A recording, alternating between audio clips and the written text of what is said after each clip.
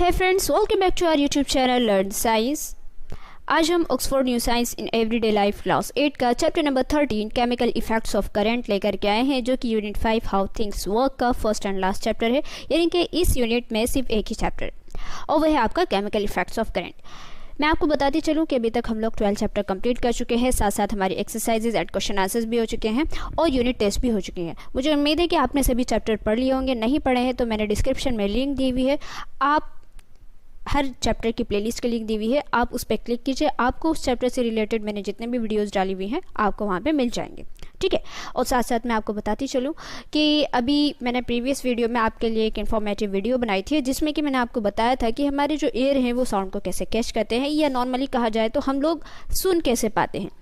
और जिन लोगों को हेयरिंग लॉस हो जाता है, अब चाहे वो एजिंग की वजह से हो या उनके ब्रेन में इन्फ्लेमेशन की वजह से हो या और भी बहुत सारी वजूहत हो सकती है, बहुत सारे रीज़न हो सकते हैं, लाइक नॉइज़ पॉल्यूशन, ठीक है। और बहुत सारे रीज़न होते हैं जिनकी वजह से हेयरिंग लॉस हो जाता है। तो चाहे किसी भी वजह से हेयरिंग लॉस हो तो वो लोग, आपने देखा होगा, वो लोग एक मशीन यूज़ करते हैं, अपने कानों में लगाए हुए रखते हैं। उस मशीन का नाम होता है हेयरिंग एड।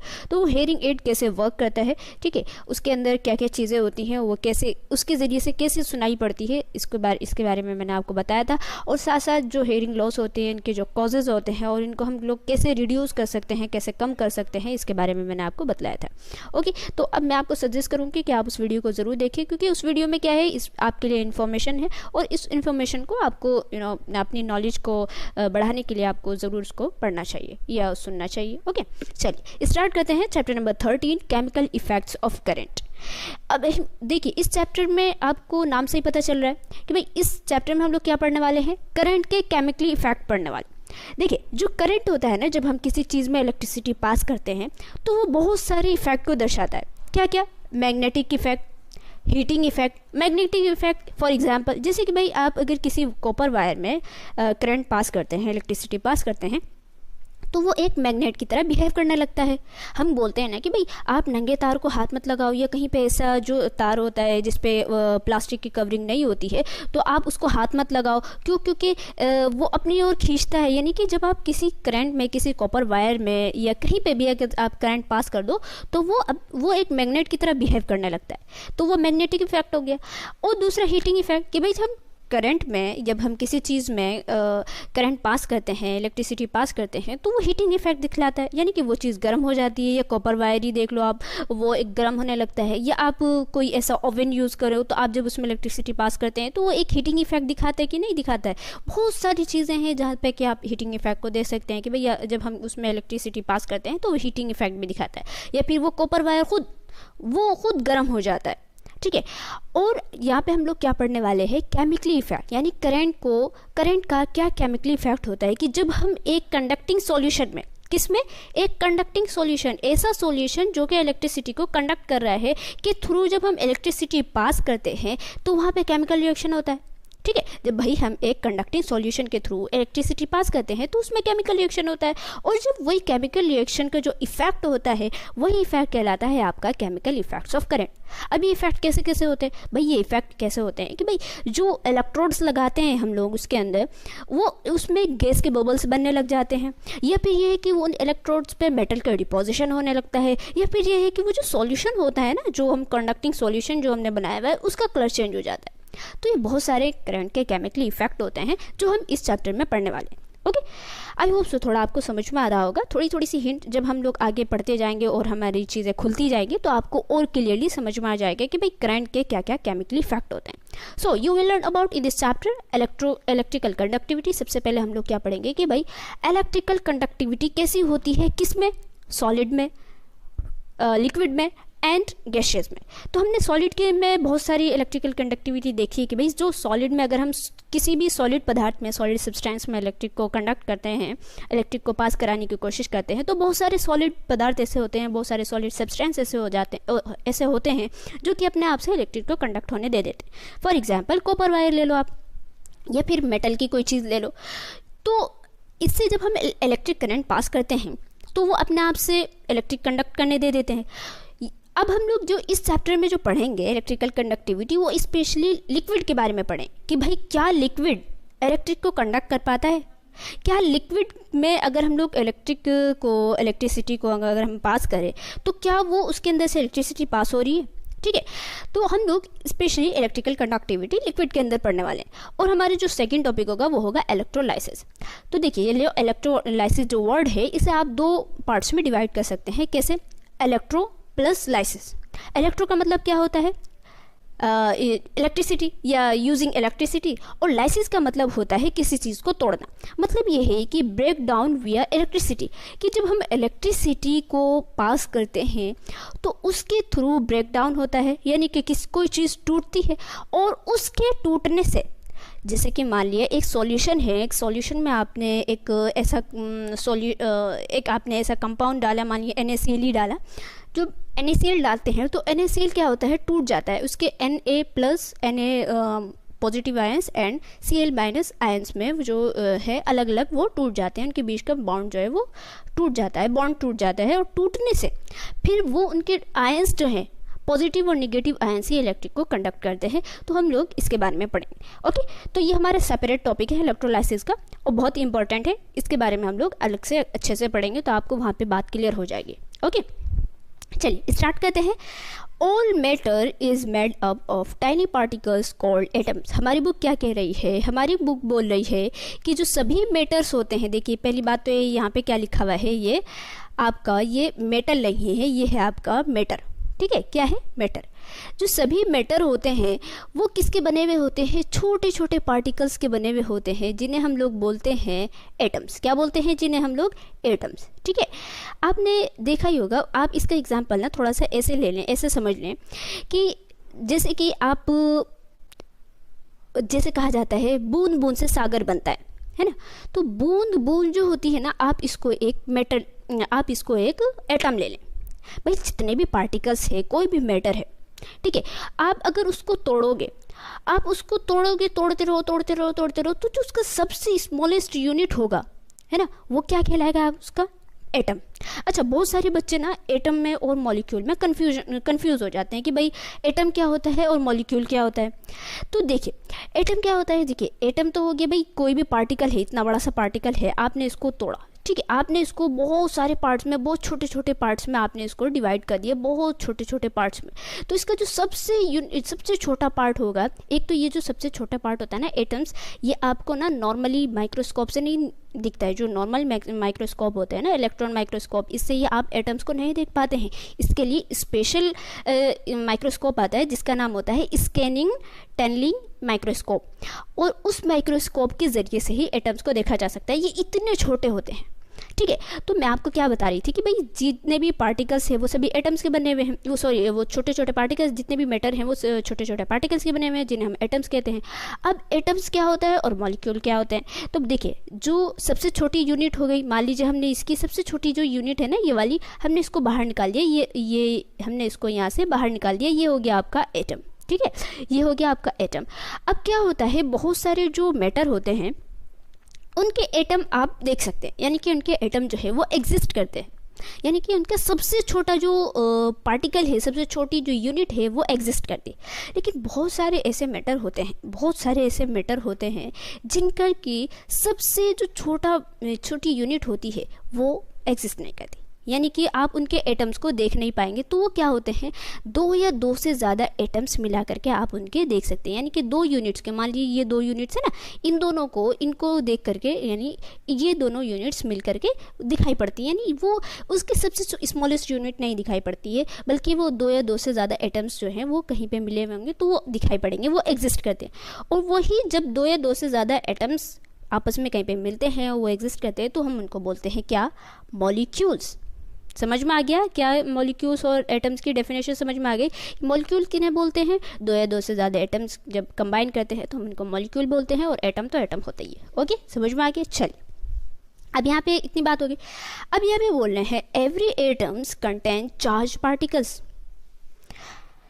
सभी एटम जो होता है उनमें चार्ज पार्टिकल्स होते हैं। आपने एटम को पहले सोचा जाता था, पहले बहुत पहले ये अनुमान मतलब लोगों के जहन में ये बात थी कि एटम्स को तोड़ा नहीं जा सकता, यानी एटम जो है सबसे छोटा पार्टिकल है। लेकिन उसके बाद साइंटिस्ट आते गए, उन्होंने ये बात क्लियर की कि भाई एटम को भी तोड़ा जा सकता है। और एटम को जब हम तोड़ते हैं तो एटम के फंडामेंटल पार्टिकल्स होते हैं जिन्हें हम बोलते हैं इलेक्ट्रॉन, प्रोटॉन एंड न्यूट्रॉन। तो उसमें जो इलेक्ट्रॉन होता है वो नेगेटिवली चार्ज होता है, ठीक है। तो जो एटम्स के अंदर, यानी एटम खुद चार्ज, एटम्स के अंदर खुद चार्ज पार्टिकल्स होते हैं, पॉजिटिव चार्ज भी होता है, नेगेटिव चार्ज भी होता है, और ऐसा भी चार्ज होता है, ऐसा भी पार्टिकल होता है जो कि जिस पे कोई चार्ज नहीं होता, जो कि न्यूट्रल होता है। अब यहाँ पे बोला है these charge particles come into two types. ये जो चार्ज पार्टिकल्स होते हैं ये मेनली दो टाइप के होते हैं, पॉजिटिव एंड निगेटिव। क्या बोल रहे हैं, ये जो पार्टिकल्स होते हैं ये मेनली दो टाइप्स के होते हैं जिन्हें हम बोलते हैं पॉजिटिव एंड निगेटिव, ठीक है। क्या बोलते हैं भाई, कुछ जो इनमें जो पार्टिकल्स होंगे वो होंगे पॉजिटिव और कुछ जो होंगे वो होंगे आपके निगेटिव, ठीक है। The flow of charge particle inside a substance constitute N electric current. और जब यही चार्ज पार्टिकल फ्लो करते हैं किसी भी सब्सटेंस में तो उसी से ही वही चीज़ इलेक्ट्रिसिटी का गठन करती है। ये कह सकते हैं कि वही चीज़ इलेक्ट्रिसिटी, उसी की वजह से इलेक्ट्रिसिटी जो है वो होती है। या भाई जो इलेक्ट्रिसिटी किसी भी चीज़ में हम पास कर रहे हैं तो इलेक्ट्रिसिटी जो कंडक्ट हो रही है, जो जिसका इलेक्ट्रिसिटी का जो गठन हो रहा है तो वो कैसे होता है, मतलब कैसे होता है, वो किसकी वजह से, तो वो जो चार्ज पार्टिकल्स होते हैं वही फ्लो करते हैं, ठीक है। Based on the moment of charge particles in them materials can be divided into two categories, conductors and insulators.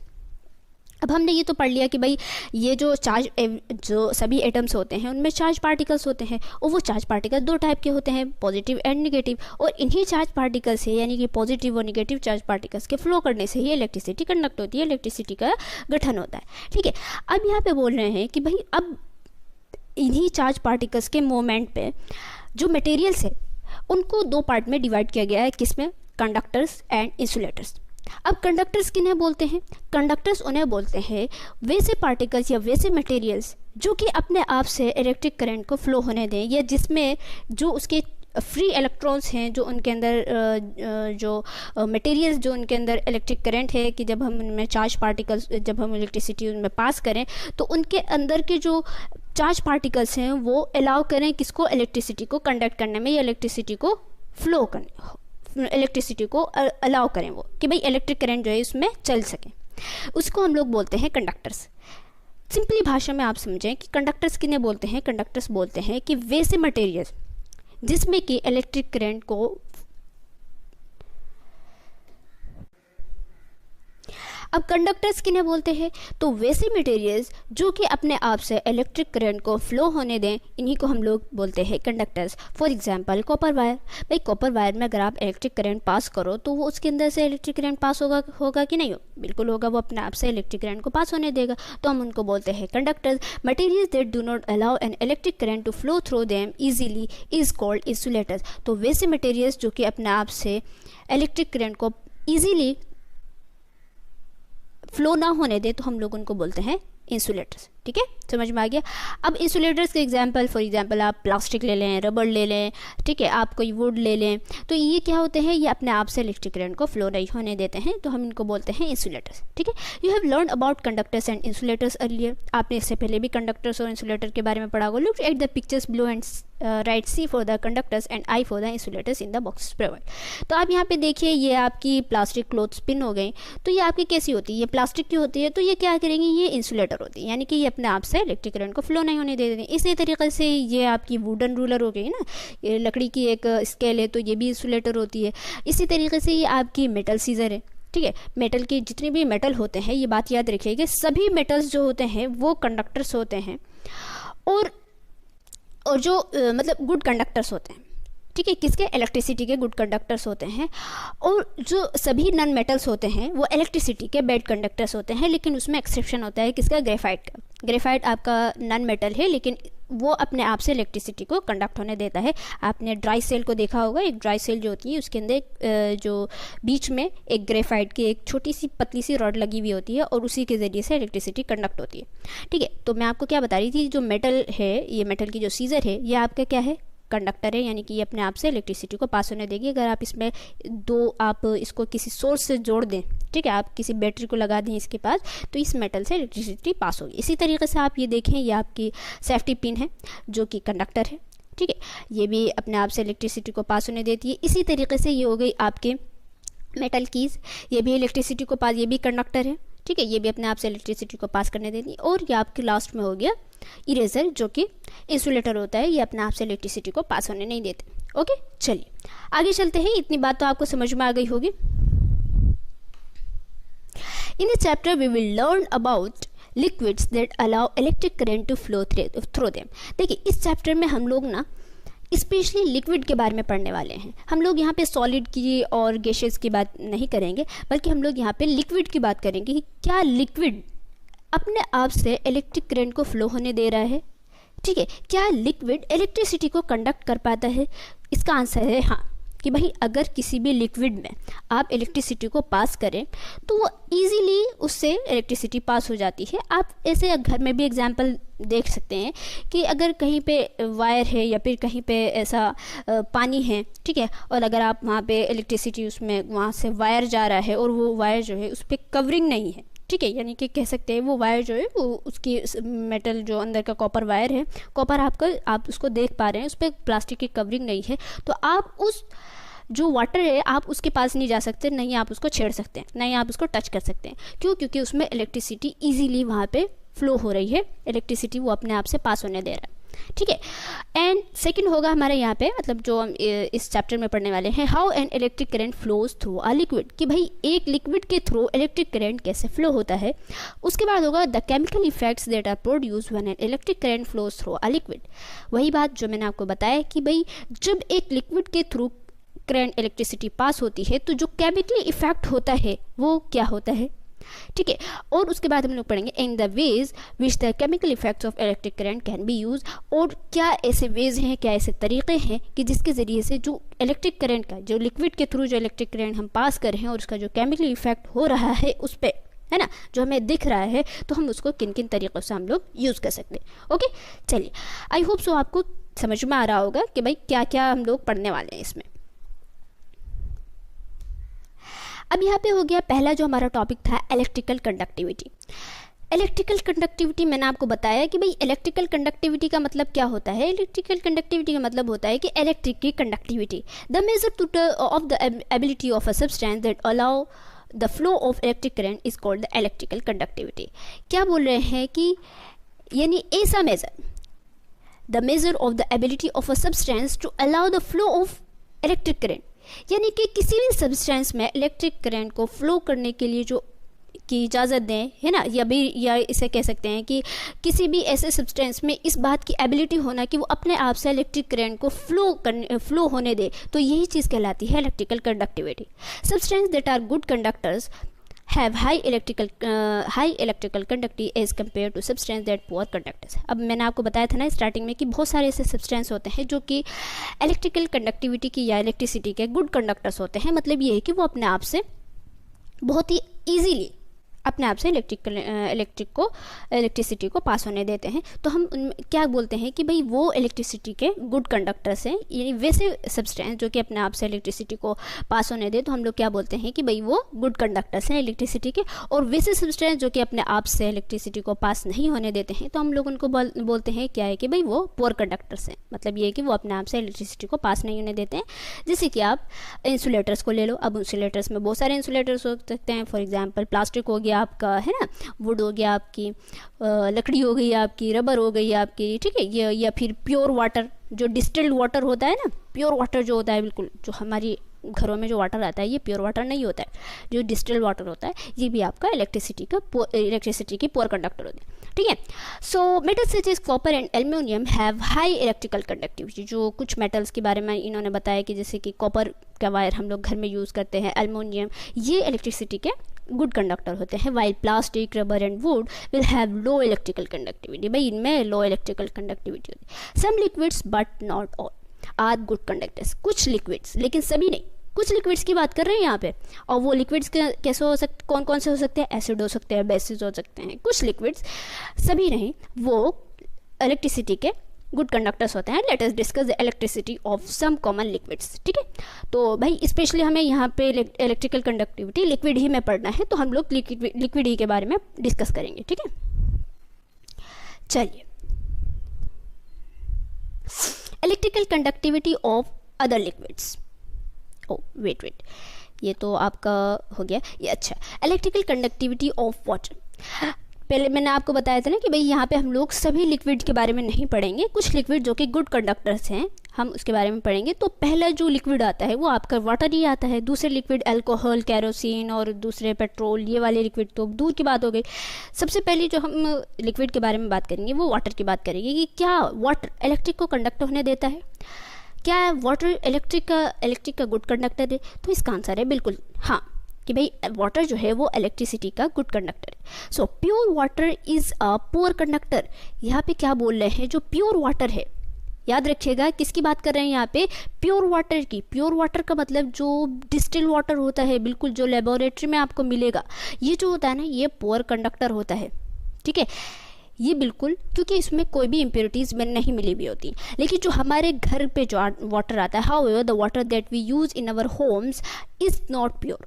जो हमारे घर में जो वाटर यूज़ होता है, जो हम अपने घरों में यूज़ करते हैं, वो वाटर प्योर नहीं होता है। ठीक है, generally tap water, pond water and well water contains impurities in the form of dissolved salt। जो अब ये प्योर कैसे नहीं, भाई जाहिर सी बात है, जो टैप वाटर आता है, पॉन्ड वाटर आता है, तो इसमें बहुत सारे मिनरल्स होते हैं। इसमें आयरन होगा आपका, इसमें कॉपर भी कहीं ना कहीं मिले हुए होते हैं। बहुत सारे जगहों पे ऐसे आप देखिए कि वहाँ उसमें कुछ सैंड भी मिला हुआ होता है, कुछ मिट्टी भी मिली हुई होती है, कुछ सॉल्ट मिला हुआ होता है, स्पेशली सॉल्ट मिला हुआ होता है, आयरन मिला हुआ होता है। तो इनकी वजह से ये जो वाटर है ये आपका प्योर नहीं रहता। The presence of even a small amount of impurity, अगर छोटी बहुत ही स्मॉल अमाउंट में भी इम्प्योरिटीज़ प्रेजेंट होगी, makes water a good conductor. तो वो वाटर को गुड कंडक्टर बना देगी, किसका, इलेक्ट्रिसिटी का। Remember, getting an electric shock could result in a very serious injuries and even death। याद रखिए कि भाई आपको याद भी होगा कि अगर बाई चांस खुदा ना करे कभी किसी के साथ ऐसा हो, जिन लोगों को भी इलेक्ट्रिक शॉक पड़ता है, यानी जिन लोगों को भी इलेक्ट्रिक शॉक लग जाता है ना, इलेक्ट्रिक करंट लग जाता है, तो क्या होता है कि वो या तो बहुत ज़्यादा ज़ख्मी हो जाते हैं, या ये कि उनकी बहुत ही जल्दी डेथ भी हो जाती है। तो यहाँ पे मैं आपको थोड़ा सा रीज़न बता देती हूँ कि क्यों उनकी डेथ हो जाती है। देखिए क्या होता है कि जब कभी किसी भी बंदे को, किसी भी ह्यूमन बॉडी में इलेक्ट्रिसिटी पास होती है, तो वो सबसे पहले इलेक्ट्रिक करंट क्या करता है, उसके अंदर का जो ह्यूमन बॉडी की जो अंदर का जो जितना भी वाटर है उन सबको वो सुखा देता है बिल्कुल सेकंडों में। और हमें पता है कि भाई हमारी जो ह्यूमन बॉडी है वो 65 to 70% जो है ये वाटर की बनी हुई है। मतलब जो हम ह्यूमन बॉडी है वो 65 to 70% वाटर है ह्यूमन बॉडी में। तो आप यही सोचिए, अब वो वाटर किसके फॉर्म पे होगा, वो वाटर कहाँ कहाँ होगा, तो हमारी जो ब्लड वेसल्स हैं, है ना, उनमें जो ब्लड पास हो रहा है, जो अलग अलग टाइप के हार्मोन्स हैं, जो अलग अलग टाइप के हमारे बॉडी में जो लिक्विड्स हैं, तो यहीं पे वाटर होता है। तो जो वाटर है जब ये हमारी बॉडी से सूख जाएगा तो जो ब्लड है वो क्या होगा, गाढ़ा हो जाएगा, है ना भाई, वो बिल्कुल बहुत ज़्यादा पेस्ट टाइप का हो जाएगा। और वो हमारी जो ब्लड वेसल्स हैं वो बहुत ही बारीक बारीक हैं। जब वो ब्लड गाढ़ा हो जाएगा तो सोचिए कि वो जो इतनी बारीक बारीक, इतनी पतली पतली जो ब्लड वेसल्स हैं, उनमें वो गाढ़ा ब्लड कैसे पास होगा। जब अगर हमारी बॉडी से सारा पानी निकाल दिया जाए तो वो ब्लड क्या होगा, वो गाढ़ा हो जाएगा। और जब वो गाढ़ा हो जाएगा तो हमारी ब्लड वेसल्स में नहीं पास कर पाएगा, नहीं इजीली वो फ्लो कर पाएगा। जब वो इजीली फ्लो नहीं कर पाएगा तो हमारे हार्ट तक, हमारे ब्रेन तक, हमारी और दूसरी बॉडी पार्ट्स तक नहीं पहुंचेगा। तो इसी वजह से जैसे ही किसी भी बंदे को इलेक्ट्रिक शॉक लगता है तो वो उसका सारा पानी ख़त्म हो जाता है। पानी जैसे ही ख़त्म होता है उसकी बॉडी से, है ना, पानी को वो सुखा देती है इलेक्ट्रिसिटी। जैसे ही ख़त्म होता है तो उसका ब्लड गाढ़ा हो जाता है। गाढ़ा होने की वजह से हमारा हार्ट जो है वो पंप नहीं कर पाता है और उसको फ़ौरन हार्ट अटैक पड़ता है, और बहुत ही ख़तरनाक वाला हार्ट अटैक पड़ता है। उसका ब्रेन हेमरेज हो जाता है और उसके साथ ही उसकी फ़ौरन डेथ हो जाती है। Okay, this is why you should always take care while operating electrical appliances. यही वजह है कि आपको कहा जाता है कि भाई जब आप भी कोई भी इलेक्ट्रिकल अप्लायंसेस आप यूज़ करते हैं अपने घरों में, ठीक है, कोई भी इलेक्ट्रिकल अप्लायंसेस आप यूज़ करें घरों में, तो आप जो है हमेशा केयरफुली रहें उससे। बहुत ही ख़ास तौर पे स्पेशली जो वॉशिंग मशीन होती है और जो ऐसी चीज़ें जो जिसमें कि वाटर का यूज़ होता है, इलेक्ट्रिकल अप्लायंसेस में जिसमें स्पेशली वाटर का यूज़ होता है, तो उसको ऑपरेट करते हुए, उसको यूज़ करते हुए आप बहुत ही ज़्यादा आपको टेक केयर, यानी कि बहुत ही ज़्यादा सावधानी की ज़रूरत है। One is more likely to get an electric shock on touching the electrical appliances with wet hands then with dry hands. अच्छा, आपने गौर किया होगा कि जब आपके हाथ जब गीले रहते हैं तो उस वक्त इलेक्ट्रिक शॉक जो होता है वो बहुत ज़्यादा तेज़ी से लगता है, जबकि अगर आपके हाथ ड्राई रहें, सूखे रहें, तो उस वक्त जो इलेक्ट्रिक करंट लगता है तो वो ज़्यादा इतनी तेज़ उसमें झटका नहीं आता। इसकी वजह क्या होती है? इसकी वजह ये होती है कि जब हमारा हाथ जो है वो गीला रहता है तो उस टाइम जो इलेक्ट्रिसिटी हमारे हाथ के, हमारी ह्यूमन बॉडी की रेजिस्टेंस कम हो जाता है। ठीक है, रेजिस्टेंस कम होने की वजह से जो इलेक्ट्रिकल अप्लायंस है और हमारी ह्यूमन बॉडी के बीच के रेजिस्टेंस कम होने की वजह से वो इलेक्ट्रिक करंट ज़्यादा तेज़ी से लगता है। और जब हमारा ड्राई हैंड रहता है तो उस वक्त हमारी बॉडी में रेजिस्टेंस ज़्यादा रहता है, तो इसकी वजह से हमारे वहाँ पे इलेक्ट्रिक करंट का जो झटका होता है वो कम लगता है। This is because wet hand has high conductivity than dry skin. इस वजह से, क्योंकि भाई जो वेट हैंड होता है, जो गीला हैंड होता है, उसमें हाई कंडक्टिविटी है, वो इलेक्ट्रिक का ज़्यादा हाई कंडक्ट करते हैं उस वक्त, और ड्राई स्किन में नहीं रहता है। ओके, तो आई होप सो आपको समझ में बात आ गई होगी। यहाँ पे आप देख सकते हैं कि यहाँ पे प्योर वाटर को रखा गया है, ये आप टैप वाटर को है, और टैप वाटर से आप देख रहे हैं कि जो इसकी निडल है, इस अप्लायंस की जो निडल है वो इसमें डिप्लेशन हो रहा है। यानी कि जब हम एक सोर्स जोड़ दें और एक ऐसा सेटअप तैयार करें, ठीक है, एक ऐसा इलेक्ट्रिक सर्किट तैयार करें और यहाँ पे इस बीकर में आप टैप वाटर को रखें, तो और इसके ज़रिए से अगर आप इलेक्ट्रिसिटी को पास करना चाहें तो टैप वाटर के ज़रिए से इलेक्ट्रिसिटी ईजिली पास हो जाती है। और यहाँ पे और ये कि हमें कैसे जान सकते हैं कि भाई इलेक्ट्रिसिटी पास हो रही है, तो ये आप देखिए इस अप्लायंस की जो निडल है वो डिप्लेशन हो रही है, यहाँ पे वो घूम रही है। ठीक है, तो इसके ज़रिए से हमें ये बात प्रूव हो जाती है कि जो टैप वाटर होता है वो इजीली इलेक्ट्रिसिटी को कंडक्ट करता है। ओके, चलिए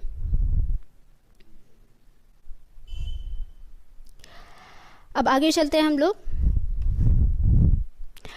electrical conductivity of other liquids. हमने वाटर के बारे में पढ़ लिया कि भाई वाटर में इलेक्ट्रिसिटी इजीली कंडक्ट हो रही है। अब हम दूसरे लिक्विड्स के बारे में पढ़ लेते हैं। Most acids and bases dissolve in water are good conductors of electricity. ज़्यादातर जो एसिड और बेस होते हैं जिनको कि वाटर में डिसॉल्व कर दिया जाए, एसिड में आप लेमन ले लो, विनेगर ले लो, या दूसरा भी एसिड हो गया, तो आप अगर उनको डाल दो, लेकिन अल्कोहल की बात नहीं हो रही है यहाँ पे। अल्कोहल जो है ना वो आपका इलेक्ट्रिक का गुड कंडक्टर नहीं होता है। सो ज़्यादातर एसिड और बेस जो है जब अगर उनको वाटर में डिसॉल्व कर दिया जाए तो वो इलेक्ट्रिसिटी के गुड कंडक्टर हो जाते हैं। यानी कि अगर आप उनसे इलेक्ट्रिसिटी को पास कराना चाहें तो हम वो उससे इजीली हो सकते हैं। To test the electrical conductivity of two common acid lemon juice and vinegar, let us perform an activity. तो चलिए एक एक्टिविटी करते हैं, उसके ज़रिए से ये बात प्रूव करते हैं कि लेमन जूस और विनेगर ये इलेक्ट्रिसिटी के बहुत ही अच्छे गुड कंडक्टर हैं। ठीक है, चलिए अब यहाँ पे एक एक्टिविटी है। इस एक्टिविटी में क्या करना है? To test the electrical conductivity of lemon juice and vinegar. भाई आपको यहाँ पे ये चेक करना है कि लेमन जूस और विनेगर में क्या वो इलेक्ट्रिक के गुड कंडक्टर हैं या नहीं। तो आपको मटेरियल्स क्या क्या चाहिए? तो मटेरियल्स आपको चाहिए लेमन जूस, ठीक है, विनेगर चाहिए आपको, है ना, और insulated copper wire, battery and light emitting diode. ठीक है, और क्या करना है भाई? Arrange the setup as shown in figure. जैसे कि आपको यहाँ फिगर में दिखाया गया है, आपको ऐसे पूरा सेटअप तैयार कर लेना है कि भाई एक आप लेमन जूस, एक बीकर में थोड़ा सा लेमन जूस ले लेंगे। बीकर में मत ले लीजिएगा, बीकर में लेमन जूस वैसे भी नहीं आएगा। छोटे से एक किसी प्याले में, कप में, वहाँ पे आपको लेमन जूस ले लेना है और इसको किसी अब यहाँ पे तो एक इन्होंने इलेक्ट्रिकल अप्लायंस लगाया हुआ है, आपको एक एलईडी बल्ब ले लीजिएगा, ठीक है, और इसको ऐसे सेट कर लीजिएगा और उसको किसी सोर्स से जोड़ दीजिएगा। ठीक है, जब आप उसको सोर्स से जोड़ने के बाद जब आप उसके दोनों, उस वायर के दोनों जो पॉइंट्स हैं, जो दोनों टर्मिनल से दोनों एंड है, उनको जब लेमन जूस में आप डालेंगे तो आप देखिएगा कि जो आपका एलईडी बल्ब है वो ग्लो करना स्टार्ट हो जाएगा। ठीक है, इसी तरीके से जब आप विनेगर में डालेंगे तो तब भी वो एलईडी बल्ब ग्लो करेगा। तो इससे हमें क्या ऑब्जर्वेशन निकलता है, ऑब्जर्वेशन क्या होगा भाई, जब हम ऐसा काम करेंगे तो the LED will glow in H case, कि हर केस में एलईडी जो बल्ब है जो आपने लगाया हुआ है वो ग्लो करेगा। और कंक्लूजन क्या निकला, lemon juice and vinegar are good conductors. ठीक है, तो ये ऐसी एक्टिविटी है जो कि आप अपने घर पर भी कर सकते हैं। ओके, चलिए इस एक्टिविटी के ज़रिए से क्या बात प्रूव हो गई भाई, इस एक्टिविटी के ज़रिए से ये बात प्रूव हो गई कि इलेक्ट्रिसिटी के लेमन जूस और विनेगर जो है वो इलेक्ट्रिसिटी के गुड कंडक्टर्स हैं। ओके, चलिए well salt such as sodium chloride, common salt and potassium iodide are heated, the molten salt thus obtained are good conductors. अब यहाँ पे बता रहे हैं कि जब सॉल्ट को, जैसे कि sodium chloride, normal salt, table salt जिसे आप कहते हैं, जो अपने घर में यूज़ करते हैं, NaCl, और पोटेशियम आयोडाइड, जब इनको हीट किया जाता है तो जो मोल्टन सॉल्ट होता है, जो पिघला हुआ जो सॉल्ट होता है, ये इलेक्ट्रिसिटी के गुड कंडक्टर हो जाते हैं। However most substance that exist as liquid at room temperature such as alcohol and oils are bad conductors. ये बात मैंने आपको बताई थी ना कि जो एसिड में, अल्कोहल में ये गुड कंडक्टर नहीं होते हैं जब ये रूम टेम्परेचर पर एज अ लिक्विड एग्जिस्ट करते हैं। अब कुछ और ऑयल्स भी ये भी बैड कंडक्टर्स होते हैं। अब ऑयल्स भी हो गए और कुछ जैसे कि शुगर हो गया, ये भी बैड कंडक्टर होता है। केरोसिन, पेट्रोल, हनी, ये सभी के सभी क्या होते हैं, बैड कंडक्टर्स होते हैं। When substances such as salt, acid and bases are dissolved in water, the resultant solution are fairly good conductors। लेकिन जब कुछ सब्सटेंसेस को, जैसे कि सॉल्ट को आपने कहीं पे डिसॉल्व कर दिया है ना, एक प्योर वाटर लिया आपने, प्योर वाटर तो आपका पुअर कंडक्टर होता है, लेकिन आपने उस प्योर वाटर को जब आप इम्प्योर करोगे, कैसे इम्प्योर करोगे, आपने उसमें सॉल्ट डाल दिया, थोड़ा सा कुछ एसिड डाल दिया या बेस डाल दिया, उसमें डिसॉल्व कर दिया, तो क्या होगा, वो जो सॉल्यूशन होगा वो आपका वो गुड कंडक्टर हो जाएगा। Let us find out why this happens. ठीक है, तो चलिए हम लोग पहले ये देख लेते हैं कि भाई अगर आप किसी प्योर वाटर में, एकदम प्योर डिस्टिल्ड वाटर है बिल्कुल, उसमें आपने सॉल्ट मिला दिया, तो वो सॉल्ट मिलाने की वजह से ऐसा क्या हुआ कि वो गुड कंडक्टर हो गया। तो इसके लिए आपको थोड़ा सा आगे हम पढ़ेंगे तो आपको वहाँ पे क्लियरली बात समझ में आ जाएगी। अच्छा, आप यहाँ पे थोड़ा गौर करें तो आप यहाँ पे देख सकते हैं कि एक इलेक्ट्रिक सर्किट है जिसमें कि एक रबर कैप है, और उस रबर कैप को किससे फिल किया गया है, केरोसिन से। मैंने आपको बताया था ना कि जो केरोसिन होता है ये इलेक्ट्रिसिटी के गुड कंडक्टर नहीं होता। इसी तरीके से केरोसिन हो गया, आपका हनी हो गया, पेट्रोल हो गया, ये इलेक्ट्रिसिटी के गुड कंडक्टर नहीं होते हैं। यहाँ पे देखिए ये जो बल्ब है ये ग्लो नहीं कर रहा है, जबकि इधर देखिए यहाँ पे जो रबर कैप है इसको वाटर से, ये जो रबर कैप है इसमें इम्प्योर वाटर को डाला गया है, और इम्प्योर वाटर को डालने की वजह से यहाँ पे जो पूरा सेटअप है इसमें ये जो बल्ब है ये ग्लो कर रहे हैं। ठीक है, तो इसके ज़रिए से ये बात क्या प्रूफ होती है कि भाई जो केरोसिन है, ऑयल्स हैं, ये इलेक्ट्रिसिटी के बैड कंडक्टर। ओके, चलिए अब हम लोग क्या पढ़ने वाले हैं, effect of impurities on electrical conductivity of water. कि भाई जब हम वाटर में कोई इम्प्योरिटी मिला देते हैं, ठीक है, तो वाटर की इलेक्ट्रिकल कंडक्टिविटी पे क्या इफेक्ट पड़ता है। ठीक है, और कैसे इफेक्ट पड़ता है कि मतलब ये है कि जब हम भाई किसी डिस्टिल्ड वाटर में हम कोई इम्प्योरिटी मिला दें, मान लीजिए आपने सॉल्ट डाल दिया उसमें या आपने कोई एसिड डाल दिया, तो क्या होता है, कैसे वो जो प्योर वाटर है जो कि पुअर कंडक्टर है वो कैसे गुड कंडक्टर में चेंज हो जाता है। तो यहीं पे यहाँ एक बात बोल रहे हैं कि when impurities such as salt dissolve in water, जब आप कोई भी इम्प्योरिटी जैसे कि आपने सॉल्ट ही आपने मिला दिया किसमें, वाटर में डिसॉल्व कर दिया, ठीक है, दे फॉर्म्स आयंस, यहाँ पे आयरन्स नहीं है, ये क्या है आपका आयंस, ठीक है, IONS आयंस है, दे फॉर्म्स आयंस। देखिए अब आयंस किन्हें बोलते हैं, आयंस आर एटम्स और groups of atoms with positive और नेगेटिव चार्ज।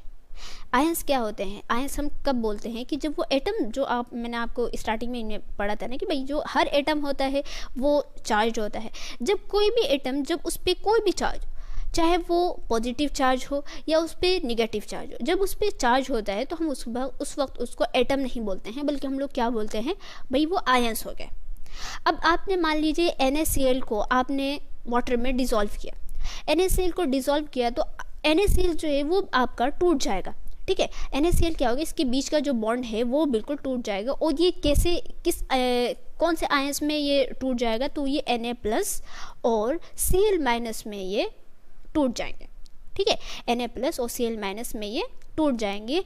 और these ions make it possible, these ions क्या आगे क्या बोल रहे हैं, these ions make it possible, wait these ions make it possible for an electric current to pass through the solution. और यही आयंस जब ये टूट जाते हैं तो यही चीज़ इस मतलब यही इलेक्ट्रिसिटी को पास करने से, मतलब इलेक्ट्रिसिटी को उस सॉल्यूशन से पास करने में पॉसिबल करते हैं, यानी कि उस इन्हीं आयंस के ज़रिए से इलेक्ट्रिसिटी पास होती है उस सॉल्यूशन में।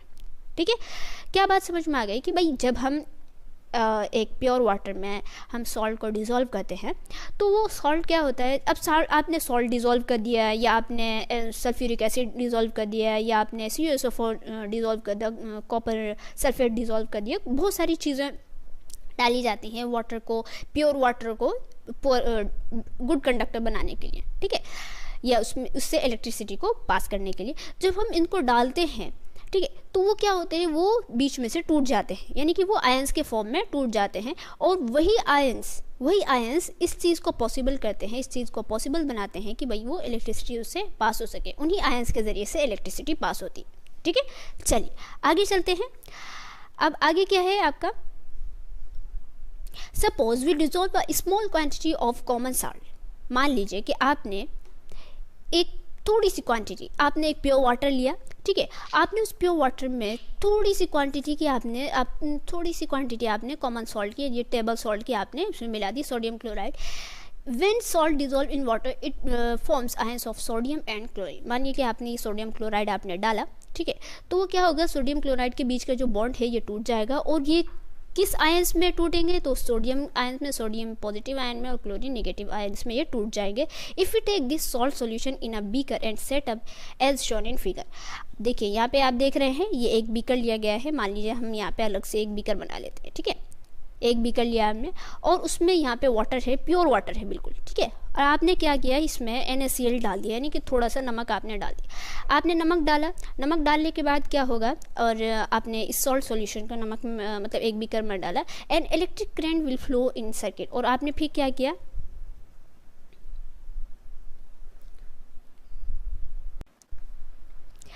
Suppose we dissolve a small quantity of common salt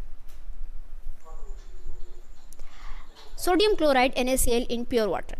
मान लीजिए कि आपने क्या किया, एक बीकर लिया, ठीक है, और इस बीकर में यहाँ पे प्योर वाटर है, ठीक है, प्योर वाटर है, इसमें आपने NaCl डाल दिया, छोटी सी क्वांटिटी, थोड़ा सा आपने डाल दिया। When salt dissolve in water it forms ions of sodium and chlorine. जब आप वाटर में, प्योर वाटर में आप सॉल्ट को डिसॉल्व करोगे तो ये NaCl टूट जाएगा, ठीक है, NaCl इसके बीच का बॉन्ड टूट जाएगा।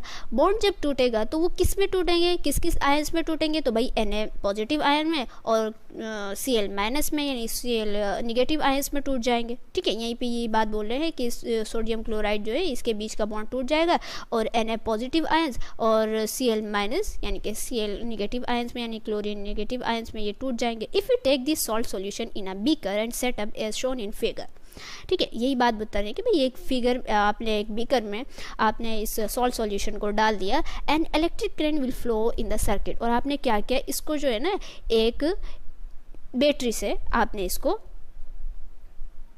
आपने एक बैटरी से इसको या एक सोर्स से आपने इसको जोड़ दिया, ठीक है। और उसके बाद जब आपने इसमें इलेक्ट्रिसिटी को पास करना चाहा तो आप ये देखेंगे कि इलेक्ट्रिसिटी इजीली इसमें से फ्लो हो रही है। और इस टाइप के अरेंजमेंट को हम लोग क्या बोलते हैं, इलेक्ट्रोलाइटिक सेल, ठीक है। यानी कि इलेक्ट्रोलाइटिक सेल में क्या होता है, मेनली इलेक्ट्रोलाइटिक सेल में तीन चीज़ें होती हैं। क्या होती है, एक तो आपको चाहिए एक बीकर, मतलब बीकर तो छोड़िए, एक बीकर तो चाहिए ही, उसमें वाटर चाहिए।